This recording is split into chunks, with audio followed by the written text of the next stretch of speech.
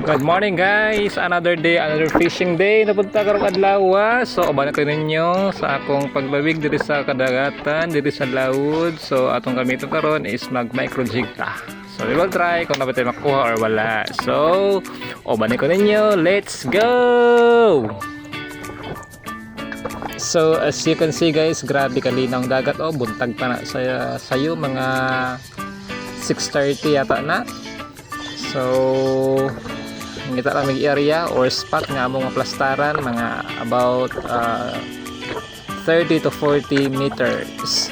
So stay tuned lang guys kay mag-try ta og jigging kung nabatay mahuli karong adlaw.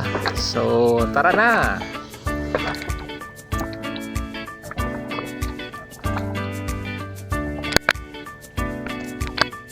At this point guys, naghagbong na ta sa ato ang 30 grams nga micro jig, luminous micro jig. So we will try kung nabay mo tandog sa atong paon karon or nabay mailad or kita ang mailad. So ana ra na.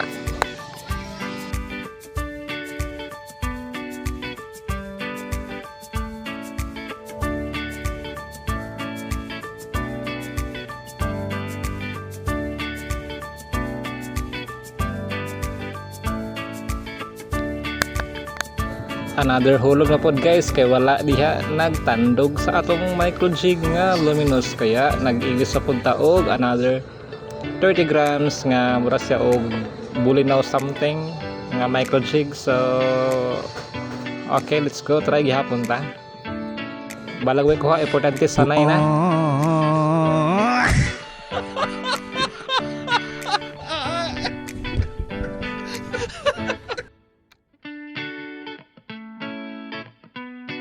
Yon, so kumbati na po tani og biras sa tong paot kay base gunyag na ay mailad nga mga nilalang diri sa ilalom, mga malalaking isda, pero sakit pa malandungon nga sakit lang sa bukto ng atong naangkon.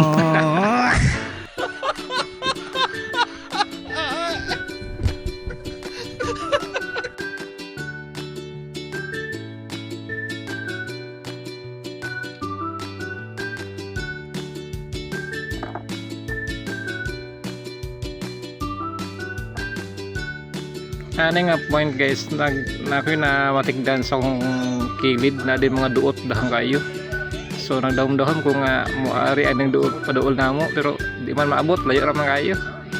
So hanggang tingin na lang sa kay maramag alanganin man.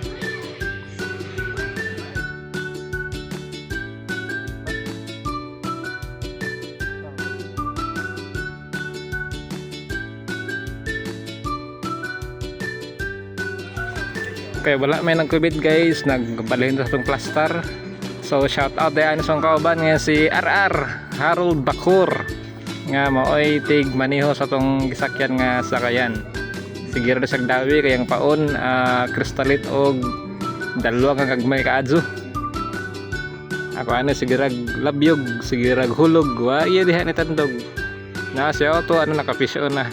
Hastang ibugan ako ani nga time guys. Pero saan taman inana mi panagat.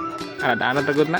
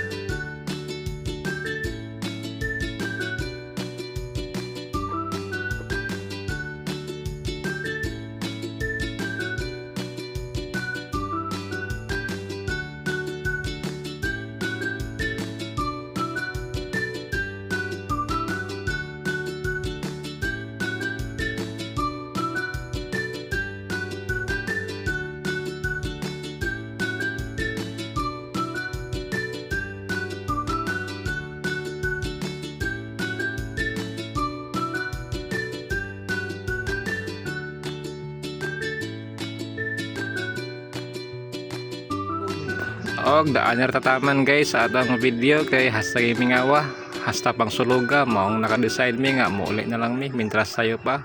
So bye bye.